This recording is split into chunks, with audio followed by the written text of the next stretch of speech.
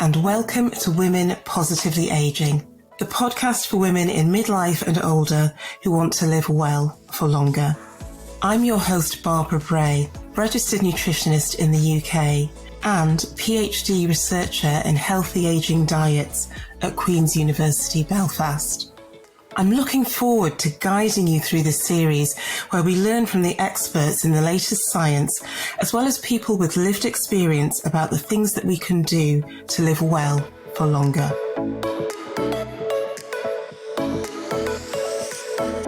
Hello and welcome to this episode of Women Positively Aging, where we'll be talking about heart health and menopause. Heart disease tends to be considered as a man's problem, and high blood pressure, cholesterol, stress, and too much drinking and smoking are common problems for men. The reality is the risk of coronary heart disease increases for women after menopause. But there's good news, and that's that there are changes that we can make in our daily lives that can reduce the risk factors for coronary heart disease and stroke. We're going to hear about how changes to the diet can help reduce cholesterol levels, disease risk, and manage other menopausal symptoms. I'll be speaking to researcher Dr Laura Wyness. Laura is an award-winning freelance nutritionist who specialises in nutrition writing, workplace wellness, and nutrition communications. Laura studied public health and nutrition at the University of Aberdeen, and now, with over 15 years' experience working in food innovation and academic research, she loves reviewing the scientific evidence and translating it into clear messages. Her work includes offering online nutrition consultations, and she has provided dietary advice for many perimenopausal women. In collaboration with fellow registered nutritionist Lynn Burns, she has helped develop ebooks and online courses on eating well for menopause. Laura, welcome to today's episode, and thank you so much for joining us. Thank you so much for inviting me. It's great to chat with you today. Thank you. And I'd like to open, if you can tell us why you're interested in working with perimenopausal and menopausal women, and what have you learned? Well, I guess a personal reason, I am now in my 40s, so if it's of personal interest. But yeah, there are 15 million women in the UK currently peri or post-menopausal, and it's something that 51% of the population will go through. So it's a hugely important life stage to look at. And it's really not talked about much, although the conversation is opening up a lot more recently, but it's really not been covered much in education and health professionals. I remember at university when studying my undergraduate degree, I think it got a brief mention about maybe bone health and foods that might trigger hot flushes, but nothing really about heart health or any of the other symptoms really. And so I'm really interested in what does the science mean in terms of the advice that we give to menopausal women, because that's the questions that women want to know. What foods should they be eating more of or less of, and what are some useful recipes and healthy snacks? And I think it's been fascinating for me to learn more about nutrition and menopause, as it's been such a neglected area of research for the past, and there's still so much to learn. It's a really exciting area of nutrition and health to explore. The Lancet just last year published a paper on women and cardiovascular disease, and it concluded that it's understudied, under-recognised, underdiagnosed and undertreated. And women remain really underrepresented in many cardiovascular disease clinical trials. So there's a real need for much better understanding of the differences that exist between men and women in terms of heart health. And that report, or the paper, included a number of different calls of action to, have more research and raise awareness and close that knowledge gaps. And it is great to see from a policy point of view now, it has been moving up the agenda. We've got women's health plans now in Scotland and England. But I do feel that the questions that women ask when I do one-to-one consultations, it's often women ask about, menopause and weight, menopause and bone health. What can I do to help keep my skin and hair in good condition? What can I do to help with sleep and hot flushes and my mood? But very rarely do women ask about heart health. And, it's not really something that's at the forefront of women's minds, I think, in terms of when they hit menopause. And cardiovascular disease is the leading cause of death in women post-menopause. And it's often, we think about breast cancer as the leading concern of women, but women are 9 times more likely to die of cardiovascular disease than from breast cancer. And I'm not saying that to belittle the importance or seriousness of breast cancer, but just simply to raise awareness of the importance and kind of magnitude of cardiovascular disease. And I think what really is interesting is that the awareness of heart disease as a leading cause of death among women appears to be decreasing. So there's a recent survey done in the US that found a drop in awareness from 65% down to 44% over the course of the last kind of 10 years of heart disease being a leading cause of death. So far fewer women are now thinking about their heart health when they reach menopause. And as you say, it's often thought of as a man's disease. I think you're right. And it's interesting because all the publicity that surrounds heart disease and heart health, it feels like it's focused on men. But when I think of the last 2 or 3 people I know who've had coronary heart disease or a heart attack, they've been women. So even in my own experience, you know, that should tell me that something is not right with the perception of it. It's already within my own lived experience. I know that it's a risk, and I know the consequences of that lack of awareness, people not realizing this is what's happening to me and this is how I need to react. So it's great that you're raising this awareness, and it's great that we can get this message out there and people can realize the importance of it and the impact that it will have on them if they don't take it seriously. So let's get stuck in, Laura. I'd like to talk about menopause symptoms, actually, and the impact on heart health and cholesterol levels. So we can talk about that next. Absolutely. So, I mean, women are affected by menopause differently. So some women have very few symptoms, whereas others experience quite a lot and quite severe. And there's, I think, well over 30 recognised symptoms now of menopause. I think around 20% of women tend to have no symptoms or very few symptoms. But even if women don't have any symptoms, they're just as at risk from the effects of the drop in estrogen and on heart health as those who do have lots of symptoms. So there's quite a few menopausal symptoms that can impact heart health. For example, feeling tired or headaches and muscle and joint pain might lead to women being less active or more sedentary for longer periods, which can increase risk of heart disease. We know that lack of sleep has been linked with an increased risk of heart disease and stroke factors. And anxiety and stress, which often increases around perimenopause, that's been linked with high blood pressure, which is one of the main risk factors of heart disease. And estrogen has many effects on the body, and it has a protective health effects which are lost after menopause. And these include protective effects on the heart.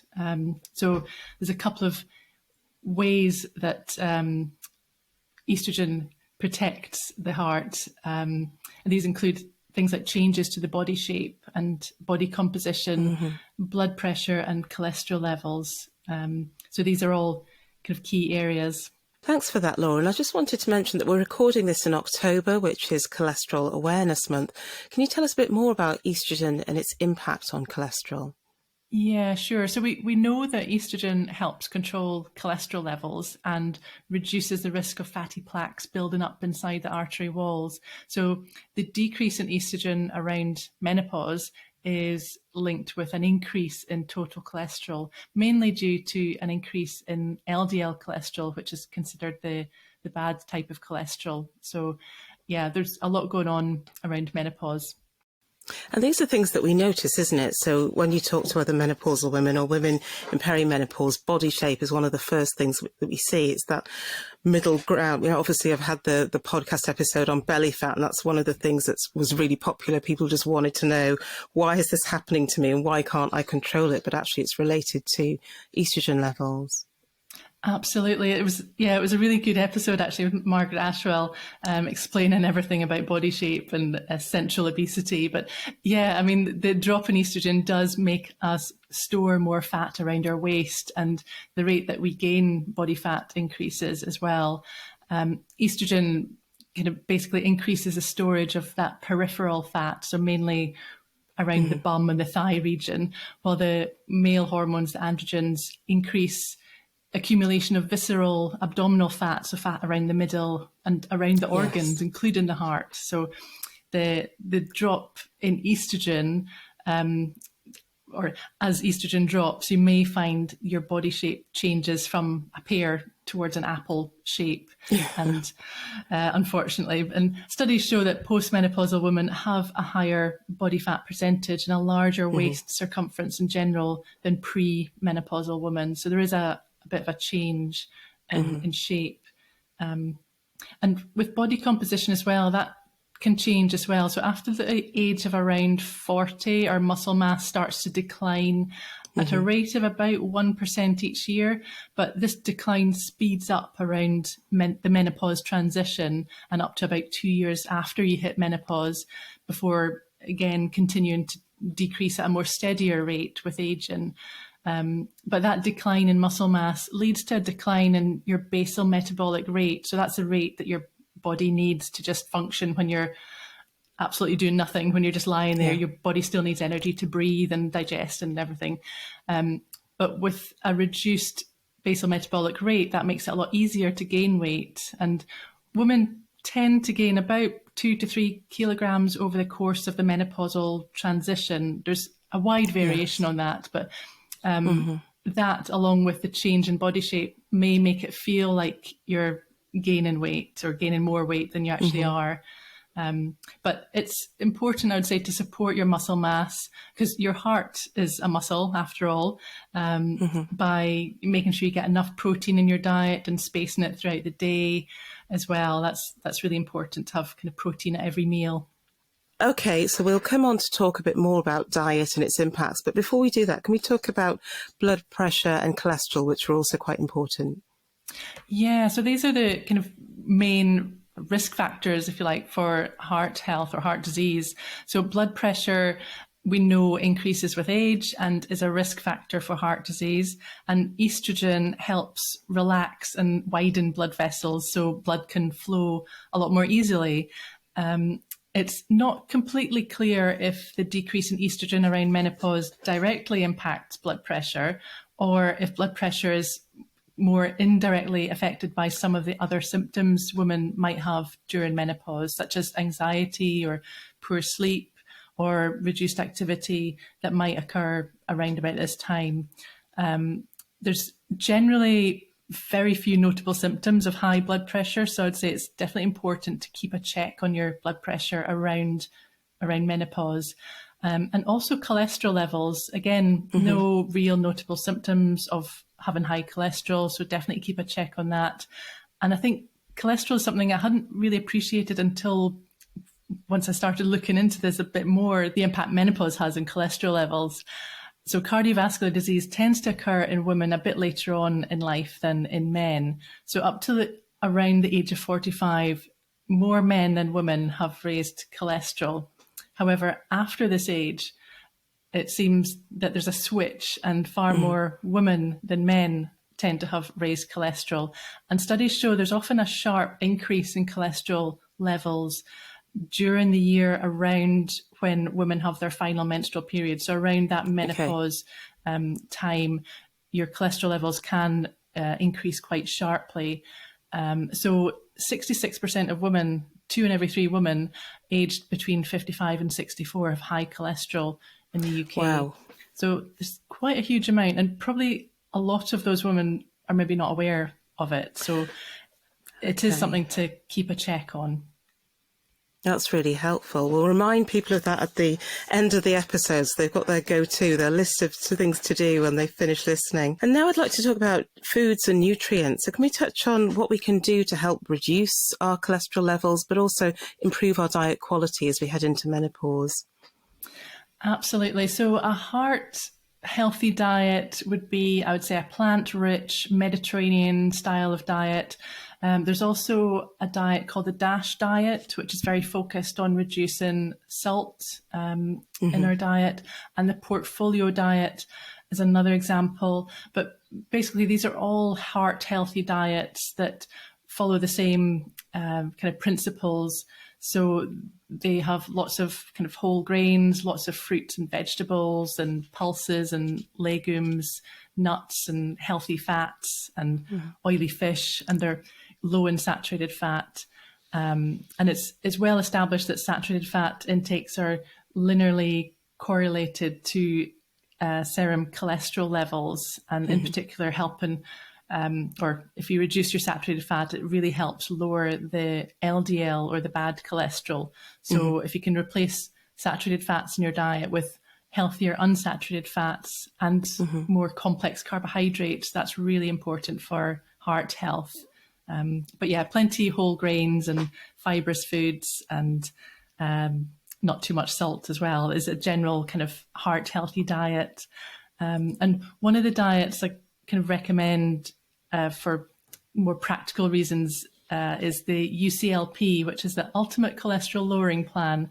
And it's a heart healthy plan developed back in 2011 in collaboration with Heart UK and other kind of leading health and nutrition experts. And that kind of brings together all the key heart healthy dietary recommendations, and it's presented in a very user-friendly way. So there's lots of resources on the website, and fact sheets and checklists and recipes and suggestions of swaps to make. And yeah, the plan can be followed by anyone. It's kind of a 3-step plan. It's very flexible, and yeah, it provides all the kind of nutrients for heart health. That's brilliant. And what I'll do is I'll pop that in the show notes as well, so people can click on the link and have a look at that diet in more detail.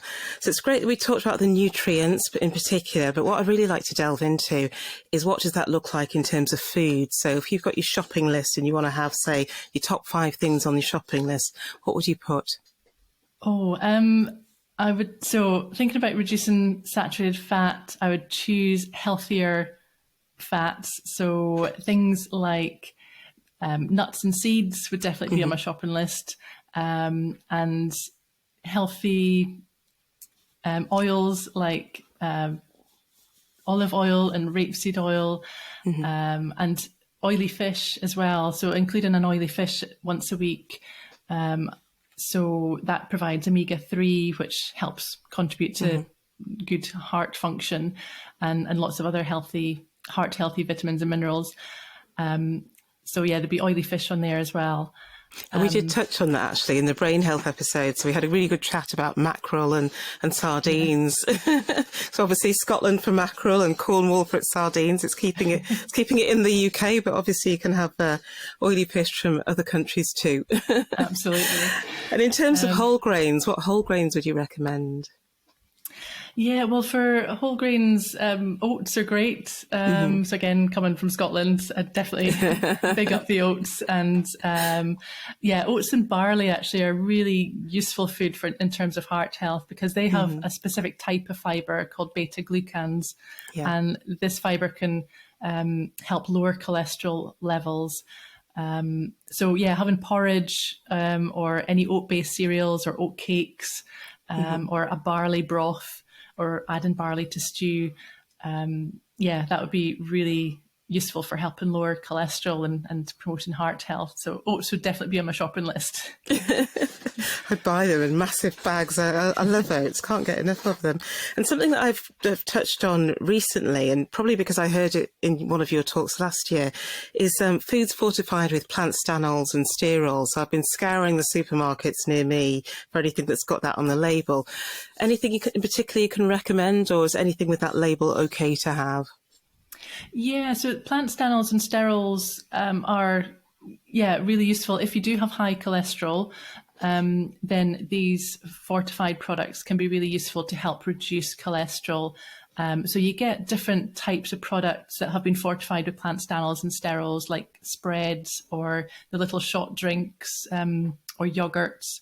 So there's a couple of different products that you can incorporate into the diet. So yeah, some of them are dairy free as well. So there's a little bit of choice there, and they're useful to have along with a meal. That's important to help make them more effective. But yeah, these can definitely help the evidence shows that it can help reduce cholesterol by around 10% after using them daily for about 3 weeks. But as I say, it's only really useful for if you do have high cholesterol. Oh, so that's quite a difference then. So if you haven't got high cholesterol, is there any advantage in having them, or is it just about for people who have high cholesterol already?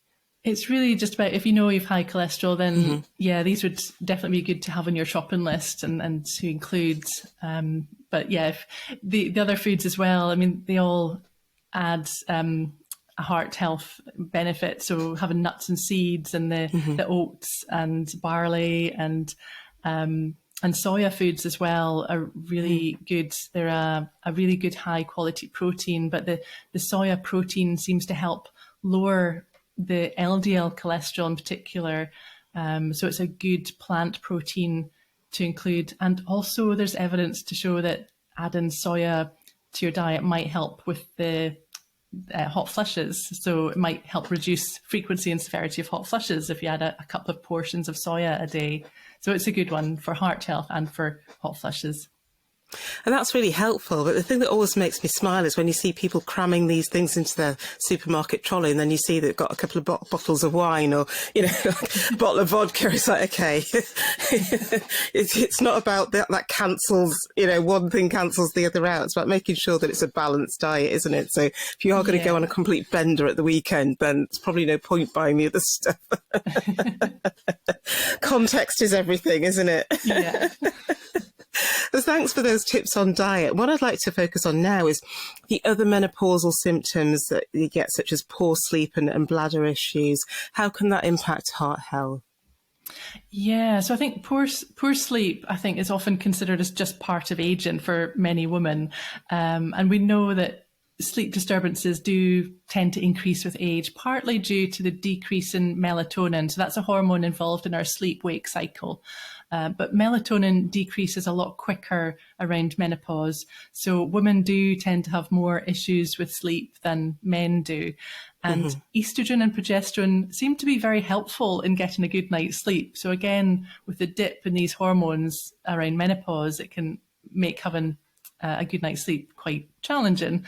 And whilst an occasional poor night's sleep is unlikely to have much of an impact on your health, having regular disrupted sleep can have a significant impact on health and well-being, and in particular your risk of heart disease. So we know that a lack of sleep raises the level of stress hormones, and this can have a negative effect on blood pressure and heart health. So getting good sleep is really important. And then, yeah, bladder issues, again, is a really common menopausal symptom that's really not talked about a lot in women. So nocturia, for example, is when you have to wake up more than twice during the night to empty the bladder. That's considered to have an impact on health by the fact that it reduces your sleep. And it is more common in both men and women as we get older, but women are more likely to be affected by this than men. And some figures suggest that around 40% of women over 40 report having nocturia, so having to get up during the night. And again, it's probably down to the fact that melatonin drops significantly, and the drop in estrogen also directly impacts the pelvic region and the way that the bladder functions.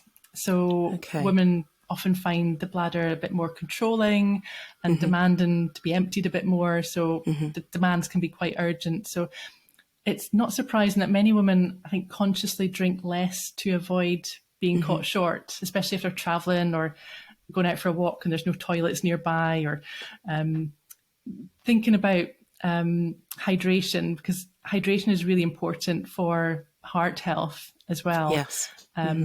We know that staying well hydrated helps your heart function and helps your muscles work more efficiently. So your heart, again, it's a muscle. So, being well hydrated is really important. And I think it's useful for women to think, am I drinking enough water, or am I actually consciously drinking less to avoid being caught short? Yes. And it's an important question to ask. And we don't really know how many women are suffering from kind of these bladder issues, but definitely don't suffer in silence. If it's impacting your quality of life, then do speak to your GP. It is a really common issue, and there are solutions, and keeping well hydrated is really important for heart health, but all sorts of health impacts. So I would say keep a bladder diary and speak to your GP about it, and just be open and get the help and support. And that's good advice as well, because you wouldn't necessarily think it's important to keep a diary. So yes, it's all very well making a GP appointment, but they're going to ask you what has been happening. And if you can't remember because you've got brain fog and lots of other problems, it's going to be an issue, isn't it? So I like the idea of keeping a diary and actually seeing whether it is impacting you. And one thing I found quite helpful, actually, I've got a Fitbit and it does tell me what my sleep has been like. So in my head, I might think I've had the worst week of sleep. I'll go and look on my Fitbit and actually it tells me I've had consistent sleep for the last 7 days. So what I think is inconsistent sleep is not what Fitbit tells me is inconsistent sleep. Hearing what you're saying now about having to get up twice in the night, actually, I didn't realise that it could get that bad. So I'm actually grateful for my poor quality sleep that is actually not as poor quality as I thought it was. There's a whole lot of other symptoms to head my way. Fantastic. But it's good that there are solutions out there, because I think what would stress me out is if I thought there's an issue that I can't resolve and I'm having to reduce taking, in fluids to compensate. I think that's quite dangerous, isn't it, when you don't hydrate properly, because it has impacts not on just your health, on your heart, but also for brain health and cognition. So that's a serious issue if people aren't drinking enough and hydrating properly. Mm-hmm. Definitely, yeah. And if people are not drinking enough, it may lead to, stop and go into an exercise class if they know that they're going to have to take several toilet trips during that class, or you may not go out for that long walk if you know that there's no toilets on the way. So it can have an impact on activity levels as well. So if it's impacting your life choices and quality of life, then definitely, speak to a health professional about it. Yeah, that's some really good advice. And it's just made me reflect on some of the research that I'm doing, looking at people as they age and how circumstances and environment can change your behaviour. So you might end up with poor health behaviours, but it's not a conscious decision to change your behaviour. Actually, what's happened is it's your circumstances, physical limitations and the environment you're in. So, for example, you go shopping and there aren't toilets, so you don't go out for as long, and things like that can actually start to create poor health behaviours, and that's over the longer term what reduces your healthy life expectancy, and you start having problems earlier than later. So it's interesting. It's sometimes you don't actually realise that you've got constraints that are stopping you from having a good, healthy life. And that's what this podcast is all about, is finding the things that you can do to overcome some of those challenges and live a good, healthy quality of life for as long as absolutely possible. So it's been interesting to hear about all of these different things that we can do. And first of all, it's been interesting to understand how serious heart health is within women, and particularly women of a menopausal and perimenopausal age. So we shouldn't just think it's a man's disease. We've really got to take it into account as something that will affect us. So if you could just give us a summary of what we've just discussed, Laura, that'd be great. Absolutely. So, so I'd say yes. It's definitely, as you say, not a man's disease. Women lose the protective effect of estrogen after menopause. So heart health, I'd say, is a really key thing to think about for perimenopausal and postmenopausal women. And also the other symptoms that women may be experiencing during the menopause transition can impact heart health. So if you're not getting good sleep, or if you're reducing the activity, whether that's due to feeling fatigued or bladder issues, or increased anxiety can increase risk of heart disease as well. So other symptoms can have an impact on heart health. But I think what is important to know is that your diet and some nutrients can have a really big impact on a positive impact on heart health, whilst also along with that supporting helping you manage menopausal symptoms as well. So looking at your diet and following kind of a heart healthy diet, and including heart healthy foods like soya foods and nuts and seeds and oats, and lots of fruits and vegetables, and have a plant rich diet, that can be really useful for general menopause symptoms and for keeping your heart healthy. That's great. That's all positive things that we need to remember. So it's not just focusing on getting through the menopause as quickly as possible. It's about thinking of some of the longer term issues and the impact on our heart health. So let's just end on really three top things that people should focus on to improve their heart health as they age. It was so difficult trying to come up with just three things. So I would say, first of all, definitely check your cholesterol and blood pressure levels, know what your numbers are. And even if you feel your diet is quite healthy and you're fairly active, it's worth checking, your cholesterol and blood pressure. So definitely do that. The second one would be a general heart healthy diet, like the UCLP, the Ultimate Cholesterol Lowering Plan, which has lots of useful resources and recipes, as I say. So lots of oats and nuts and soya foods, and plenty fruits and vegetables and whole grains and beans and pulses, and mycoprotein or the corn protein foods are really useful. And an oily fish each week as well is useful for the healthy fats. So a heart healthy diet, can make a huge difference to your heart and menopausal symptoms, actually. So it's good all round. And then the third one, I would say hydrate well, which I would say ask yourself, are you drinking enough? So about 1.5 to 2 litres a day of fluid, or, are you consciously reducing your fluid intake to maybe help manage bladder issues or avoiding having to get up during the night to pee? Are you hydrating well? Because that can help your heart function a lot better, but also it can help you manage some menopausal symptoms like hot flushes and brain fog and fatigue. So helping staying well hydrated is really important for women going through the menopause, full stop, for heart health and for symptoms. Those would be my top three. That's brilliant. And I think especially for women of a menopausal age, it's not always easy to remember the massive long list of things that we need to be doing. But I have got show notes, and I will put notes about all the things that you've spoken about, including the links to the Ultimate Cholesterol Lowering Plan. And I did take your advice and try and get an appointment to book and get my cholesterol measured, but they were booked up till February. So I'm now on a waiting list for a cancellation. So persevere, people. You can get it done through the post as well. That's another alternative, because through personal experience, I've found some GPs are a little bit reluctant to give cholesterol tests. See. So another option is through the post. You can have a finger prick test, and they're quite a reliable test to do to know your cholesterol levels, and they do give feedback as well. So there are other options. Brilliant. Well, I'll hold out for a cancellation and see if one comes through before February. Thank you ever so much, Laura, for a really useful discussion on menopause and heart health. I really appreciate now the importance of looking after heart health as well. So we've had a lot of things to think about in this series, but I think this has been incredibly helpful. So thank you very much for your time. Thank you very much. It's been lovely talking to you. Thank you for joining me on today's episode of the podcast, Women Positively Aging. It's been an absolute pleasure to host. I do hope you have enjoyed what you've heard and feel confident about making changes that will help you live well for longer. Do subscribe, give feedback, comment on social media. It'll be great to hear from you. Until next time, stay well and see you soon.